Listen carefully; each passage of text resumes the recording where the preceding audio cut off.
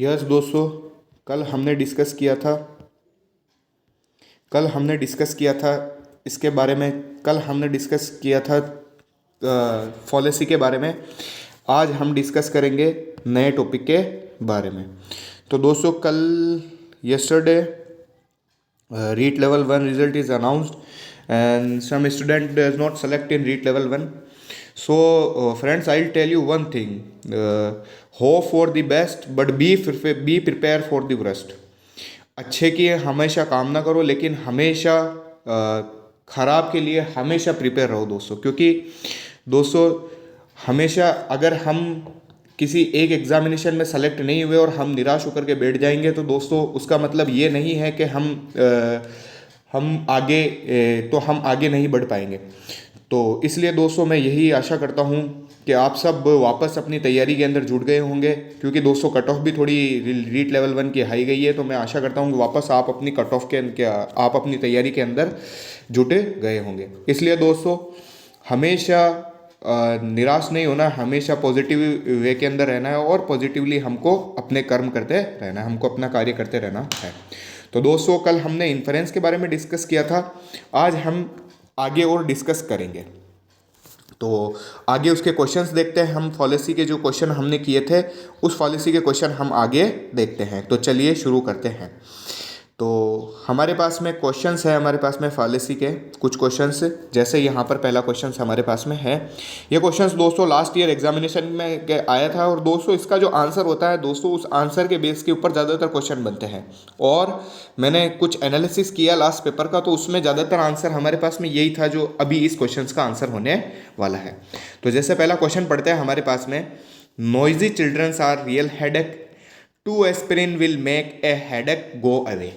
Okay, noisy children जो होते हैं हमारे पास में वो रियल हेडेक होते हैं। 2 aspirins will make a headache go away, therefore 2 aspirins will make noisy children go away. तो यहाँ पर दोस्तों 2 एस्पिरिन्स जो है उसका बार बार यूज़ लिया गया है हमारे पास में। और कल हमने डिस्कस भी किया था कि हमारे पास में अगर 2 एस्पिरिन्स होते हैं तो 2 एस्पिरिन्स का मतलब क्या होता है दोस्तों, 2 एस्पिरिन्स अगर एक वर्ड बार बार अलग अलग सेंस के अंदर यूज में लिया जाए तो उसके अंदर फॉलेसी होती है दोस्तों फॉलेसी ऑफ इक्विवोकेशन। तो इसका दोस्तों आंसर होगा जो हमारे पास में वो फॉलेसी ऑफ इक्विवोकेशन होगा। दोस्तों इसके अंदर हैश जनरलाइजेशन नहीं होगा, क्योंकि यहाँ पर बार बार वर्ड आ रहा है हमारे पास में, 2 बार वर्ड आ गया 2 एस्पिरेंस, तो उसका अलग अलग सेंस के अंदर यूज लिया गया है। तो इस कारण यहाँ पर इसका रियल आंसर होगा फॉलेसी ऑफ इक्विवोकेशन। और दोस्तों ये इंपॉर्टेंट है थोड़ा, फॉलेसी ऑफ इक्विवोकेशन ज़्यादातर हमारे पास में क्वेश्चंस जो बनते हैं वो इसी फॉलेसी के ऊपर बनते हैं और इसे ही क्या कहते हैं दोस्तों, फॉलेसी ऑफ इक्विवोकेशन कहते हैं। ओके, अगला क्वेश्चन देखते हैं हमारे पास में, I have right to watch the real world. I have right to watch the real world, therefore it's right for me to watch the show, so I think I will watch this real world marathon tonight instead of studying for my exam। तो दोस्तों यहाँ पर the real world जो है हमारे पास में, यानी रियल वर्ल्ड जो है हमारे पास में उसका अलग अलग सेंस के अंदर यूज लिया गया है। मेरे पास रियल वर्ल्ड देखने का हमारे पास में राइट्स है, तो मैं यहाँ पर आज पढ़ाई करने की जगह रियल वर्ल्ड देखूंगा। तो ये रियल वर्ल्ड का अलग अलग सेंस के अंदर यूज में लिया गया है, पहले राइट के सेंस में यूज लिया गया है, दूसरा देखने के सेंस में यूज में लिया गया है। तो इसके अंदर भी हमारे पास में दोस्तों क्या होगा, फॉलेसी ऑफ इक्विवोकेशन होगा इसका राइट आंसर।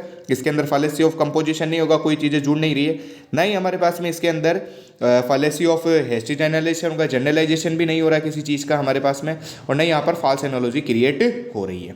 अब आगे देखो अगला question, people who have to have a cup of coffee every morning, cup of coffee every morning. ऐसे लोग जिनके पास में वो जो सुबह एक कॉफ़ी का कप पीते हैं, before they can function have, okay, have before they can function have no less problem than alcoholics who have to have their alcohol each day to day।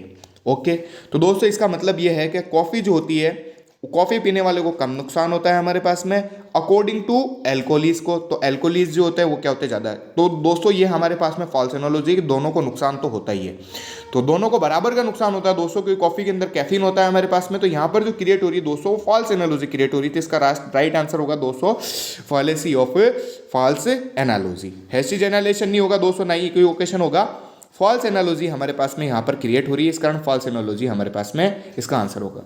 आगे दोस्तों क्या है हमारे पास में, a story made up of good paragraph is thus said to be a good story. तो यहाँ पर एक स्टोरी हमारे पास में वो एक अच्छे पैराग्राफ जो होता है हमारे पास में उनसे मिलकर के बनी होती है। तो ये मिलकर के बनी होती है, तो मैंने बताया था कल, जब मिलना होता है हमारे पास में किसी चीज का तो उसके अंदर फैलेसी ऑफ कंपोजिशन आता है। तो इसका दोस्तों राइट आंसर होगा फैलेसी ऑफ कंपोजिशन।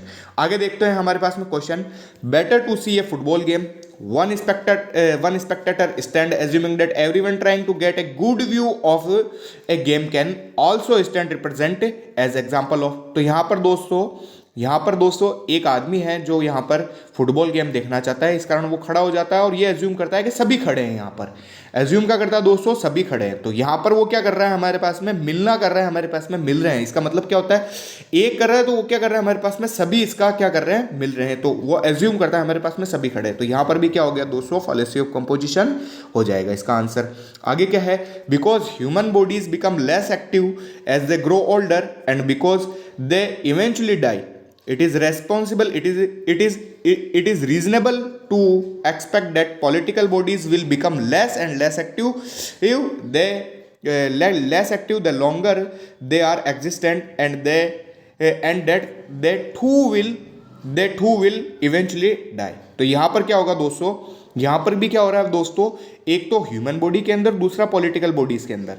ठीक है दोस्तों, इन दोनों बॉडीज के अंदर फॉल्स एनालॉजी क्रिएट की जा रही है कि ह्यूमन बॉडी यहाँ पर डाई हो जाती है तो पॉलिटिकल बॉडीज भी होगी, वो क्या हो जाएगी, डाई होगी। तो ये फॉल्स एनालॉजी क्रिएट हो रही है दोस्तों। ह्यूमन बॉडी तो डाई होती है लेकिन पॉलिटिकल बॉडीज जो होती है हमारे पास में वो डाई नहीं होती। पॉलिटिकल बॉडी मतलब जो नॉन ह्यूमन बॉडी होती है हमारे पास में वो क्या होती है, डाई नहीं होती है हमारे पास में, वो तो वह है जैसी रहेगी हमारे पास में। तो इसके अंदर फॉल्स एनालॉजी क्रिएट हो रही थी। इसका राइट आंसर होगा हमारे पास में दोस्तों क्या, फैलेसी ऑफ फॉल्स एनालॉजी। आगे क्या है हमारे पास में दोस्तों, आगे क्वेश्चन है, the priest told me I should have faith. Priest ने मुझे कहा था मेरे अंदर क्या होना चाहिए, फैथ होना चाहिए। I have faith that my son will do well in school this year therefore the priest should be happy with me. यहाँ पर कौन सा है दोस्तों, तो यहाँ पर फैलेसी जो है हमारे पास में, यहाँ पर दोस्तों यहाँ पर जो है फैथ जो है हमारे पास में वर्ड है उसका अलग अलग सेंस के अंदर यूज होता है। प्रीस्ट ने जो हमारे पास में फैथ बताया था वो फैथ जो था वो फैथ इन गॉड था हमारे पास में। प्रीस्ट हमें क्या क्या फैथ इन गॉड यानी ऊपर वाले के अंदर हमारे पास में विश्वास रखना है। बट जो हमारे पास में पर्सन था, या फिर हम आई की बात कर लेते हैं, मतलब तो हमने किसके अंदर विश्वास किया, हमने फैथ जो किया था वो हमारे पास में सन जो होता है हमारे पास में वो स्कूल के अंदर अच्छा करे, इसके अंदर विश्वास। तो विश्वास का अलग अलग सेंस के अंदर यूज हो गया हमारे पास में, फैथ का अलग अलग सेंस के अंदर यूज हो गया। इस कारण यहाँ पर जो आंसर होगा वो आंसर होगा हमारे पास में फैलेसी ऑफ इक्विवोकेशन होगा। ठीक है, आगे देखो क्या है क्वेश्चन दोस्तों, faith is like a wifi.